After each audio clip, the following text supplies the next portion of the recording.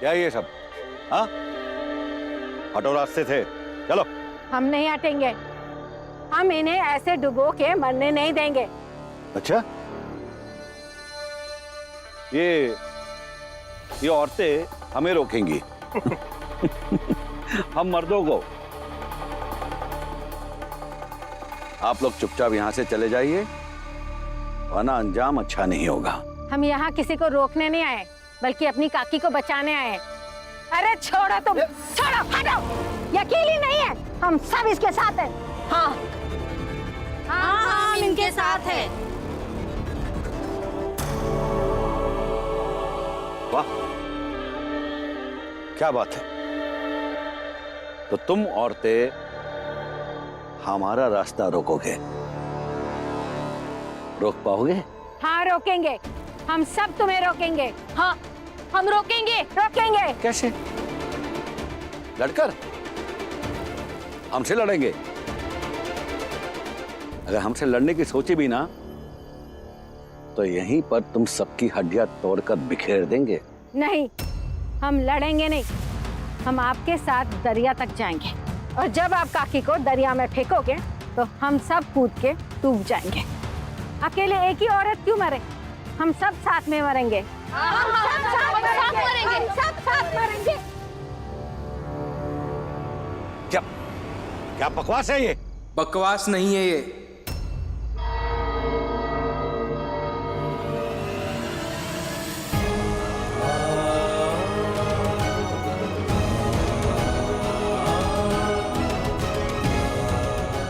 खून है ये। सामूहिक हत्या कहते हैं इसे प्रचंड देव जी, और इस सामूहिक हत्या की जांच भी होगी, और जांच में जो दोषी पाया जाएगा उसे पकड़ कर ले जाएंगे, और कानून के तहत सजा भी देंगे, याद रखिए।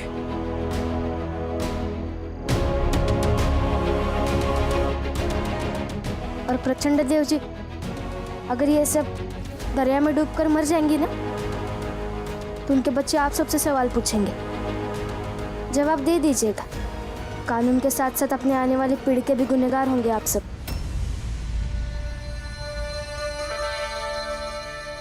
कानून?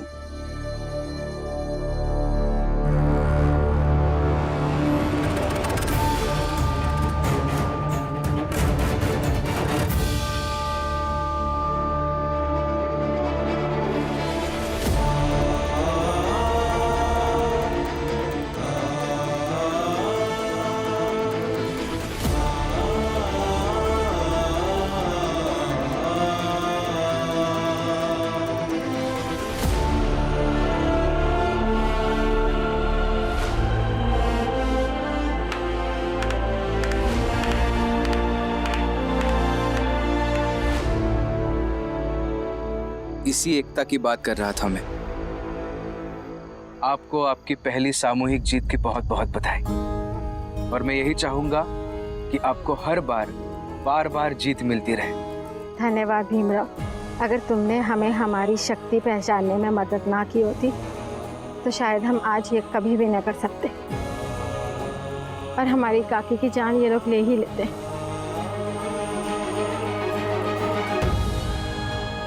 भीमराव, बहुत बहुत धन्यवाद, हम औरतों को अपने हक के लिए लड़ना सिखाने के लिए। बहुत बहुत धन्यवाद।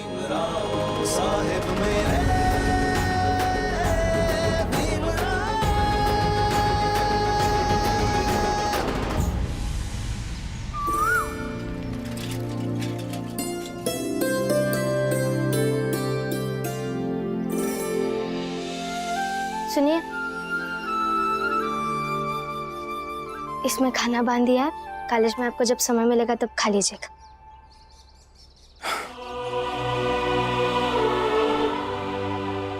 भाभी का ख्याल रखना, जहाँ काम ढूंढने जाओगी उनके साथ ही जाना। सही कह रहे हैं आप। जब तक आनंद भैया नहीं आ जाते तब तक हमारी भी जिम्मेदारी बढ़ जाती है लक्ष्मी दीदी के प्रति। कॉलेज के बाद मैं भी काम ढूंढने जाऊंगा, कुछ ना कुछ काम तो मिल ही जाएगा। कुछ भी काम नहीं भीम भाऊ, वकालत से जुड़ा कोई काम मिलेगा तो ही कीजिएगा। यहाँ आने से पहले आपके भैया ने मुझसे यही कहा कि मैं आपसे कह दूं कि अब चाहे जो भी हो जाए आप वही काम कीजिए जो आप बनना चाहते हैं। और वैसे भी हमारे भीमराव अंबेडकर ऐसे कुछ भी करते हुए अच्छे थोड़ी लगेंगे। मैं भी यही चाहती हूँ, और जब तक आपको आपके मुताबिक काम नहीं मिल जाता तब तक हम सब है ना। आता हूं। प्रचंड देव जी, प्रचंड देव जी, प्रचंड देव जी, प्रचंड देव जी, प्रचंड देव जी, प्रचंड देव जी, प्रचंड देव जी।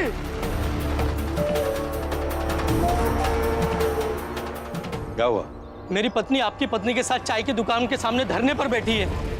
कुछ कीजिए प्रचंड देव जी। हाँ प्रचंड देव जी, मेरी पत्नी भी घर पर नहीं है, वो भी वहीं पर है, सुबह से खाना भी नहीं खाया। हाँ प्रचंड देव जी, हम सबकी पत्नियां वहां धरने पे जाके बैठ गई है। आप कुछ कीजिए, वरना उनके बिना हम और हमारे बच्चे भूखे मर जाएंगे।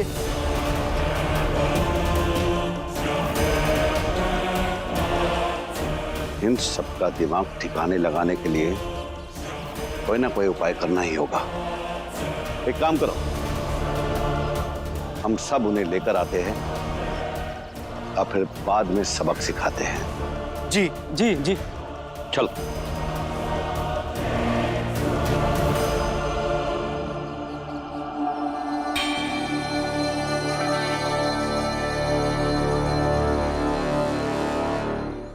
चल अब।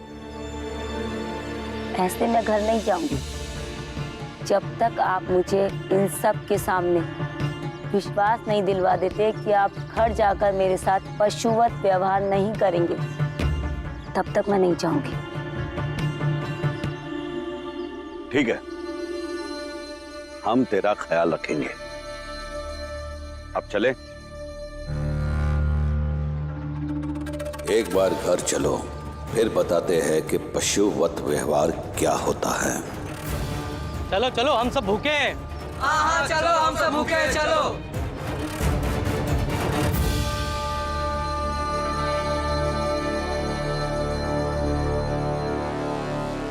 रुक जाइए आप।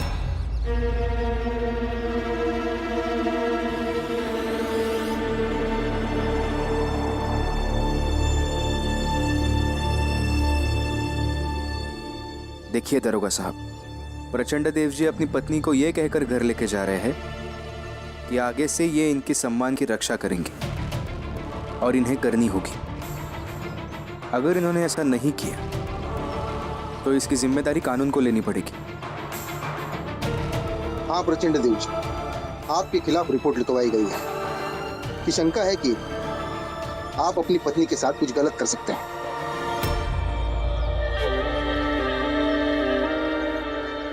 और ये रिपोर्ट लिखवाई किसने है? मैंने।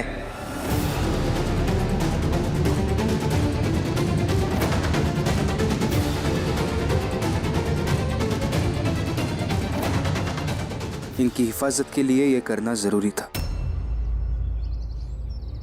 हमारे पास रिपोर्ट की कॉपी है, आप पढ़ लीजिए और हस्ताक्षर कर दीजिए। हवलदार,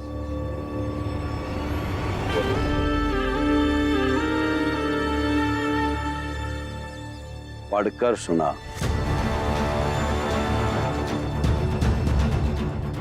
दरअसल इसमें लिखा है कि कल को अगर आपकी पत्नी के साथ कुछ अप्रत्याशित दुर्घटना घटती है तो उसके जिम्मेदार आप होंगे। अब हस्ताक्षर कर दीजिए।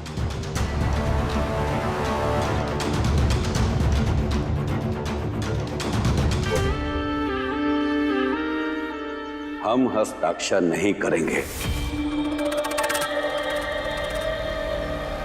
देखिए प्रचंड देव जी, हस्ताक्षर कर दीजिए, नहीं तो आपके घर के बाहर एक हवलदार हमेशा खड़ा रहेगा। हाँ, और आपके दिल में कोई गलत भावना है ही नहीं तो हस्ताक्षर करने में क्या दिक्कत है? सही तो कह रहा है भीम। अगर आपके मन में कोई गलत भावना नहीं है तो आप हस्ताक्षर कर दीजिए। और हाँ दरोगा साहब, सिर्फ मेरे पति के ही नहीं, बाकी सब औरतों के पतियों के भी हस्ताक्षर जरूर लीजिएगा। ताकि घर पहुंचकर हम सब अपनी जान को सुरक्षित महसूस कर सकें। जी बिल्कुल सही कह रही है आप। दरोगा साहब, इन औरतों की सुरक्षा भी जरूरी है। इनके पतियों से हस्ताक्षर ले लीजिए, नहीं तो अंगूठा लगवा लीजिए। और आप सभी जो हस्ताक्षर कर सकते हैं वो हस्ताक्षर करें, और जो नहीं कर सकते वो अंगूठा लगाएं।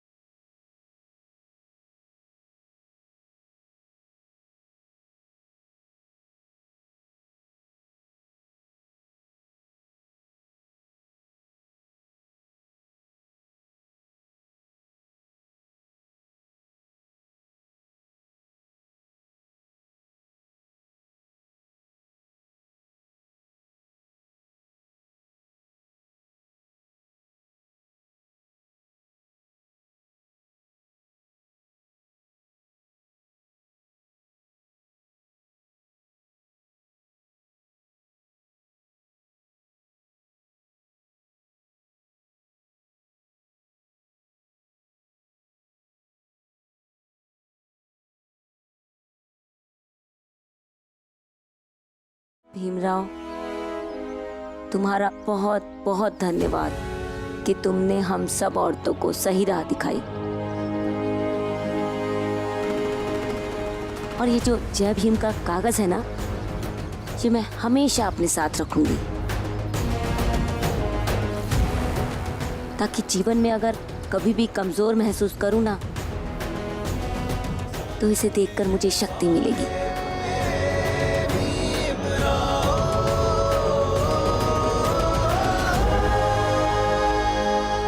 काकी, आप सभी को अपने पहले संघर्ष के जीत की बहुत बहुत बधाई। अब सम्मान के साथ आप अपने घर जा सकती हैं। शुक्रिया भीम, हम सबको अपने हक के लिए लड़ना और जीतना सिखाने के लिए। जाइए।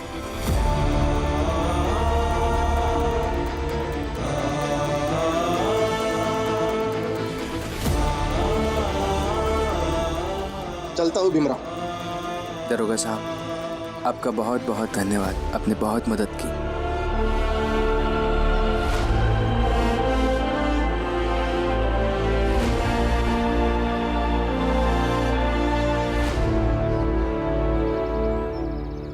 भीम भैया, भीम भैया, भीम भैया, भीम भैया। मैंने क्या हुआ दीपक, ऐसे भागते हुए क्यों आ रहे हो? भीम भैया, रास्ते में मैंने प्रचंड देव की पत्नी को देखा। उनके हाथ में जय भीम लिखा हुआ कागज था। आप तो प्रचंड देव से भी बड़े हो गए। ये सब देख के मुझे बहुत अच्छा लगा। नहीं दीपक, मुझे प्रचंड देव जी से बड़ा होना नहीं है, और उनसे बड़ा होके मिलेगा ही क्या मुझे। तो भीम भैया, आपको ये सब सुन के अच्छा नहीं लगा? लगा ना, अच्छा लगा, लेकिन सुन के नहीं, ये सब देख के अच्छा लगा कि प्रचंड देव जी की पत्नी और बाकी औरतों को अपने हक का एहसास हो गया है। अब उनके पति उनके साथ किसी भी तरह की मनमानी नहीं कर सकेंगे। प्रचंड देव जी की पत्नी या फिर बाकी औरतें आगे से सम्मान के साथ जिएगी, स्वाभिमान के साथ जिएगी। और पता है दीपक, मनुष्य को जिंदा रखने के लिए स्वाभिमान बहुत जरूरी है। हाँ भीम भैया। अरे बातों बातों में मैं आपको ये चिट्ठी देना भूल गया। कल उसकर गुरुजी ने दी थी, कह रहे थे आपको दे दूं। क्या है इसमें? मैं दीपक के द्वारा तुम्हें चिट्ठी भेज रहा हूँ। तुरंत ये संदेशा प्राप्त होते ही इस पते पर शीघ्र ही पहुंच जाना। ठीक है, तुम घर जाओ, मैं गुरुजी से मिल के आता हूँ। ठीक है भीम भैया। कहाँ कहाँ काम ढूंढा जाए राम जी, कुछ समझ में नहीं आ रहा है। समझ तो मुझे भी नहीं आ रहा है। कि हमें काम क्या मिलेगा, लेकिन पुरंजन सच बात कहूं तो अब मुझ में विश्वास नहीं बचा कि मैं कोई काम करने के लायक हूं। कैसी बात कर रहे हो राम जी? हाँ पुरंजन, अब तो हर समय कमजोरी सा महसूस होता है। पहले दिन भर धूप में काम करता था, लेकिन अब थोड़ी देर धूप में चलता हूं तो हाँफने लगता हूं। ऐसा लग रहा है कि मेरा शरीर मेरा साथ नहीं दे रहा है। ऐसी कोई बात नहीं है राम जी, ये सब केवल कमजोरी के कारण हो रहा होगा। तुम एक काम करो, चलकर डॉक्टर को दिखाते हैं, वो कुछ दवाई वाई देंगे तो अच्छा महसूस करने लगोगे। पुरंजन, डॉक्टर की कोई जरूरत नहीं।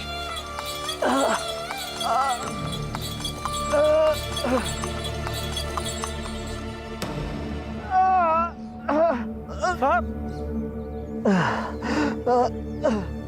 साहब, क्या हुआ साहब?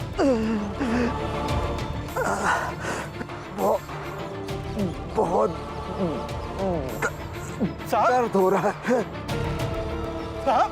क्या क्या हुआ इन्हें? अरे इन्हें जल्दी से अस्पताल ले चलिए, शायद इन्हें दिल का दौरा पड़ा। मैं क्या करूं अभी? अरे आप जल्दी चलिए, इन्हें कुछ नहीं होगा, मैं देखता हूँ। चलो रुकिए। कौन सी जात के हैं आप लोग? साहब ने साफ साफ छोटी जात के किसी आदमी को गाड़ी पर बैठने के लिए मना किया है। हम उस जात के हैं जो मानवता का काम कर सकते हैं। आप जल्दी चलिए। हाँ फिलहाल आप गाड़ी चलाइए। चलिए जल्दी।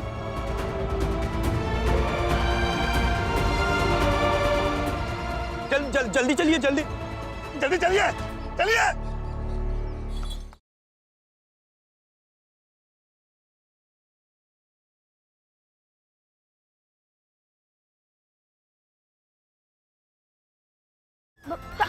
बग्गी में बाबा क्या कर रहे हैं?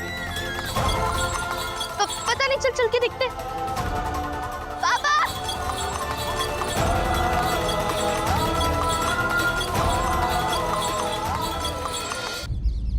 जल्दी चलिए, बस बस बस बस, जल्दी लीजिए। रोकिए, बस बस बस, आप भी मदद कीजिए। आइए आइए आइए।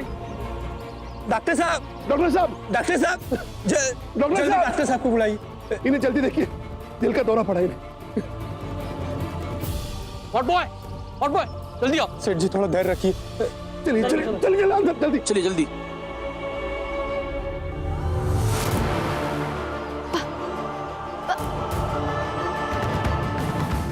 बग्गी तो यही है, पापा अंदर होंगे। चलिए चल के देखते हैं। हाँ शायद।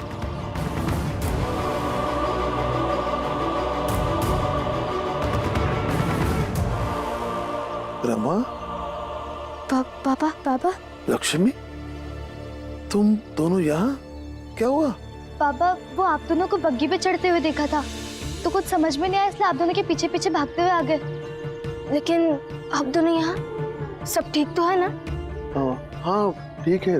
वो रास्ते में एक अपरिचित को दिल का दौरा पड़ गया था, तो उन्हें लेकर हम अस्पताल आए। चलो घर चलते हैं। चल। जी।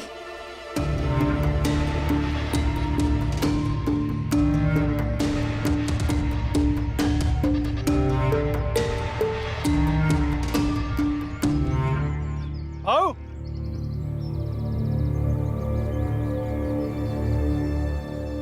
तुम रुको यार।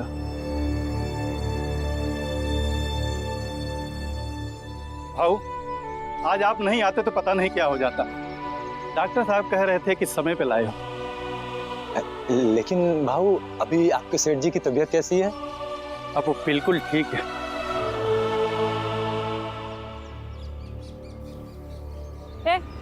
तुम लोग छोटी जाति की हो ना? इस बड़े से अस्पताल में क्या कर रही हो? बड़े अस्पताल में क्या कर रहे हो मतलब? और छोटे जात के तो क्या हुआ? हम उस जात के हैं जो मानवता का काम कर सकते हैं। इन दोनों ने तुम्हें बाबा बोला, मतलब तुम लोगों ने झूठ बोला। देखिए, उस समय सेठ जी को अस्पताल लाना बहुत जरूरी था, नहीं तो उनकी जान भी जा सकती थी, इसलिए हमने झूठ बोला। तुम दोनों ना एक काम किया करो, दो पैर में ही निकला करो, ताकि तुम्हारी परछाई छोटी बनी रहे। और हम सब पर तुम्हारी परछाई ना पड़े। शाम होने को है, अरे शाम को निकलती क्यों हो?